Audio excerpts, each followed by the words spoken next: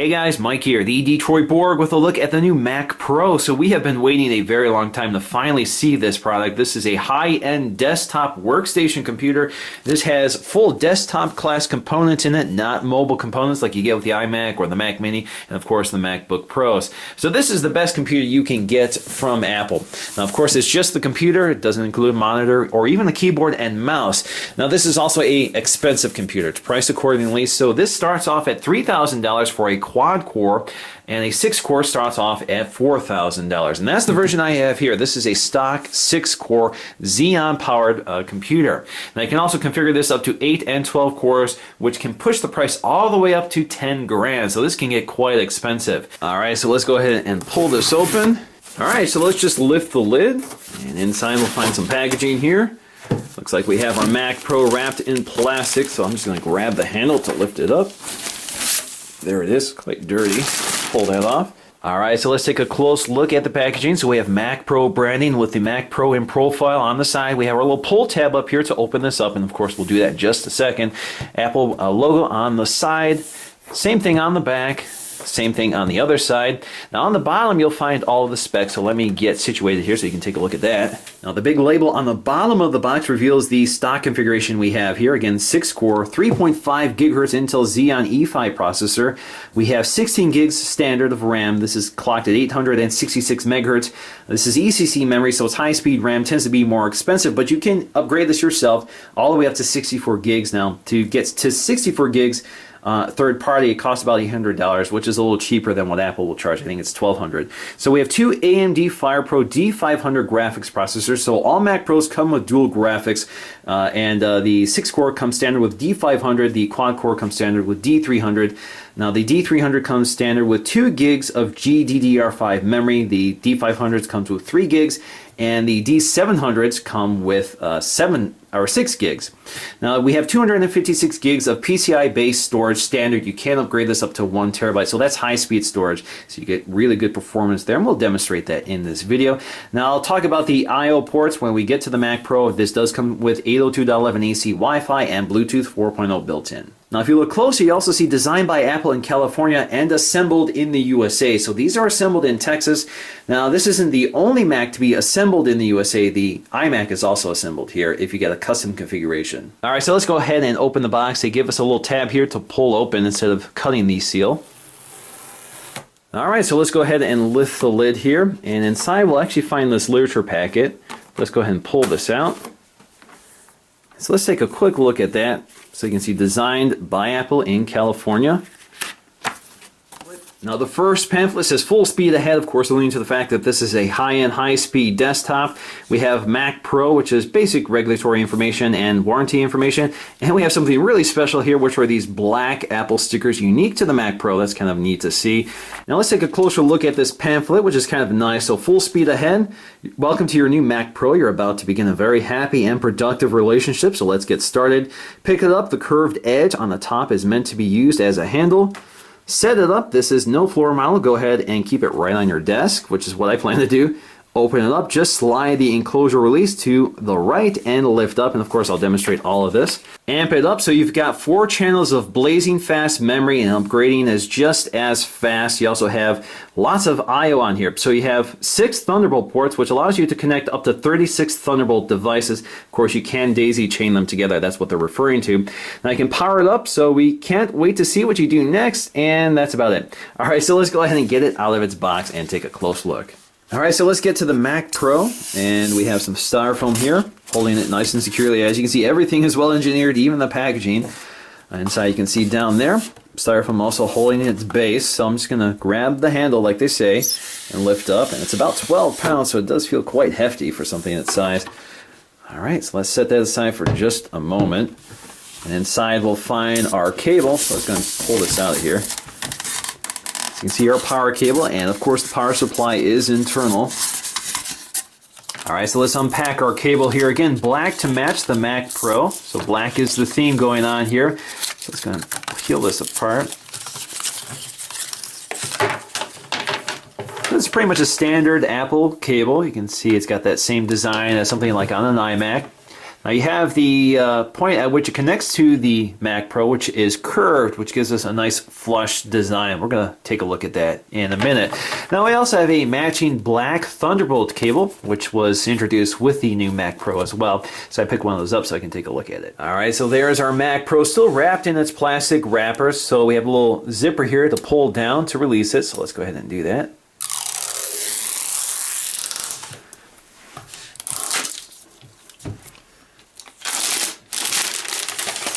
There we go.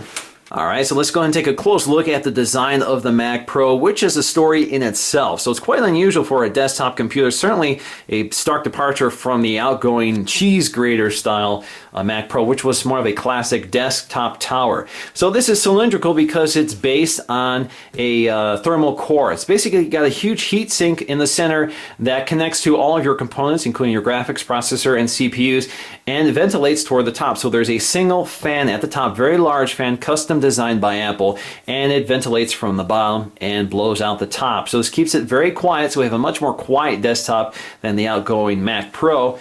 And of course, much more compact. Now this is about 9.9 inches tall, 6.6 inches wide, has an aluminum external enclosure which is milled. This is actually extruded aluminum that has been milled and polished. This very shiny finish. It's not quite black, kind of has a metal or gunmetal finish to it. It doesn't look like any other Apple device, doesn't look like space gray or something like that. It's kind of unique to the Mac Pro. Now we also have our switch here for opening up the shell. So you can see we have a nice metal switch here. It's not plastic, so they've done a very nice job with every single detail on this.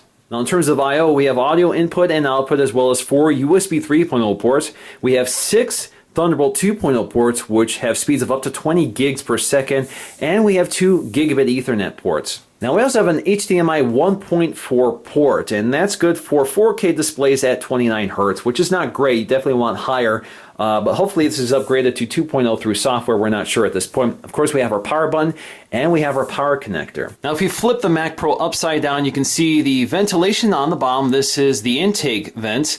On the bottom, you also find this rubber foot, which is just grippy enough to hold onto a desktop, but not too grippy to prevent you from turning it around to access the I/O ports on the back. You can see we have our Mac Pro branding up here, designed by Apple in California, assembled in the USA. Now along the top, we have our exhaust vent, which also acts as our handle. So let's go ahead and remove this shell so we can take a look at the internals. All right, so to open this up, just unlock it, lift up.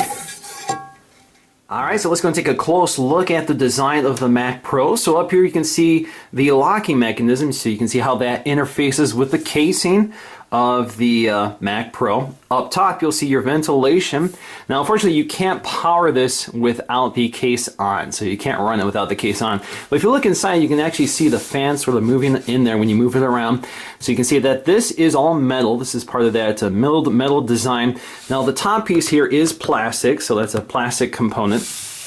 Now, of course, you see all of our I/O ports, which are flanked by these rubber fittings. This is part of the case design, which basically, as you can see in here, has these little rails which interface with that rubber fitting here that prevents vibration and allows this to sort of guide itself onto the chassis without scratching it. Along the side, you'll find your RAM slots. So you can see we have RAM slots on either side of the I/O, very symmetrical. So you have 4 ports here, and they're all labeled 1, 2, 3, 4. So on the right side, we have 3 and 4. In order to eject them, all I have to do is press this button. They pop out, and as you can see, you can pull them out pretty easily, like so. Now the great thing about the components supplied by Apple is that the backside is black. So when you look at it, side on, you can see that it matches the nice clean design of the Mac Pro. And in order to reinstall them, just slide them back in, snap it into place, push in, and you're good. Now if we spin this around, we can find our dual GPUs. So you can see these are the back sides of the boards, and the GPUs are actually on the inside of these, connected to the heat sink. On one side, you'll actually find your storage. So this is our PCIe storage. Right now it's only 256, but you can upgrade this. Basically it's a enclosure here which you can take off. There's a standard Torx screw there, so you can plug in your own storage, but there are no expandable options here. So there are no open slots that allow you to add additional storage. They pretty much expect you to add it externally via Thunderbolt. Now the Mac Pro is actually very easily disassembled. We have these Torx screws. These are basically standard Torx screws, and you can see they even color match them to the metal of the Mac Pro. So every detail has been considered here, even down to the colors of the Torx screws. Now if you look at the bottom, we have this rubber gasket which also seals up the Mac Pro when the casing is in place. Now I just want to show you the internal of the external casing. As you can see, it's nicely polished. One piece of metal feels pretty hefty. If you look here, you can actually see the locking mechanism. Pretty basic here, just locks in and out. Now I'm not sure if there's a magnet in here which indicates to the Mac Pro whether this is locked or not, but it prevents you from turning on the Mac Pro if this is not on. Now if you look here, around the edge there is a gasket which seals the top of the Mac Pro. Basically provides some vibration protection as well from the computer itself, so it doesn't rattle or anything like that. Now as you can see, the plug itself is actually curved to the exterior of the Mac Pro, so when you plug it in, it's nice and flush. Now the Mac Pro has another trick here, so it has a built-in accelerometer that lights up the I/O ports when you move it. So say you want to access your I/O ports, all you have to do is move it, lights it up for you, and powers down after a few seconds. Now incidentally, the power button remains lit when it's powered on. Alright, so I've connected my Thunderbolt display, but of course you could connect a 4K display as well. I also have my wireless Apple keyboard and my Magic Mouse, so let me go ahead and power this on. Now in terms of noise, it's really quiet and barely audible. You do hear a slight hum, so you can hear the fan working, but it's really silent. You can also feel a little bit of air moving. In fact, if I put a paper towel over it, you can kind of see the air movement here. So not a lot of force there, but it is there. Now just to give you some idea of the internal speaker performance, I have one of my YouTube videos playing, so I'm going to unmute it so you can take a listen. Our startup guide just shows us some of the ports and that volume is at maximum. That house the micro SD card slot as well as your SIM tray. Now I'm going to kick it to the display audio. Nano SIM. We're going to explore, of course, all of that when we look at the device. Important information. Nothing interesting there, and in different languages. U.S. safety guidelines. So it'll get you by, but you definitely want to add your own speakers. That's about it. Now taking a look at our synthetic benchmarks, you can see on the left we have Geekbench 3, Blackmagic Disk Speed Test, and NovaBench. So Geekbench 3 we score about 3,500 on single core, about 19,000 on multi-core. Now if you compare this to something like the late 2013 iMac, which I also own, that one scored almost 4,000 on the single core score. And the multi-core score was quite a bit less than the Mac Pro at 14,774, which makes sense because we're dealing with more cores on the Mac Pro, 6 versus 4. Now, the big gain here is on disk speed. So this disk speed test shows that performance is around 800 megs write speed and about 900 on the read speed. So that's definitely a big improvement over the iMac, which scores about half that performance. Now the Mac Pro on NovaBench scored about 1864, while the iMac scored 1408. Now for my next benchmark, I'm just going to export a quick 33-second AVC HD video just to show you the relative performance between this and the top-end iMac. So I'm going to export this using Compressor. So I'm going to click Start. So the Mac Pro took about 45 seconds to export this project, while the iMac took about 52 seconds. So if you combine this over a larger project, right now this was only 33 seconds, you can imagine just how much faster the Mac Pro is when exporting. Now the Mac Pro can support up to 3 4K displays or 6 Thunderbolt displays, and I've connected a 4K display via HDMI, and unfortunately HDMI 1.4 is limited to 30 Hz. So any 4K display connected to HDMI on the Mac Pro is stuck at 30 Hz. Now most displays today operate at about 60 Hz, so it gives you a much higher frame rate. So something like the Thunderbolt display operates about 60 Hz. So this gives you a lower frame rate, but gives you a lot of screen resolution and a lot of real estate to deal with. But unfortunately, a lower frame rate means you do see some noticeable blur, some noticeable frame dropping, so this makes it unsuitable for things like video editing or gaming. So that's something to consider when choosing the Mac Pro and a 4K display. You're going to want to get something that can support 60 Hz over a compatible port. Now I want to give a big shout out to John at TLD today. I think you guys know who he is. He's personally one of my favorite YouTubers, and he's just an outstanding guy to know. And I have to thank him because he hooked me up with this Mac Pro. I had pre-ordered one, but it wasn't arriving until March 5th because I have a custom configuration and I was a little tardy to get that order in. So unfortunately it would have been a long time before I got my hands on the Mac Pro. So if it wasn't for John, who found the source in California, gave me a call, hooked me up, and I was able to purchase one early and get it to you before March. So thanks, John. And if you want to check out a great RAM upgrade video. He did one, so I'm going to link that in the description below. So if you want to upgrade your RAM in this computer and do it more cheaply than Apple supplies it, take a look at his video. He did a really nice job. Now, as the name suggests, the Mac Pro really is geared toward professionals who could take advantage of the internal specs. So this is really geared toward video editors or 3D animators, or people can take advantage of the accelerated hardware and software available for the Mac Pro. So that's going to do for me in this video. I hope you enjoyed it, and I'll see you again in the next one.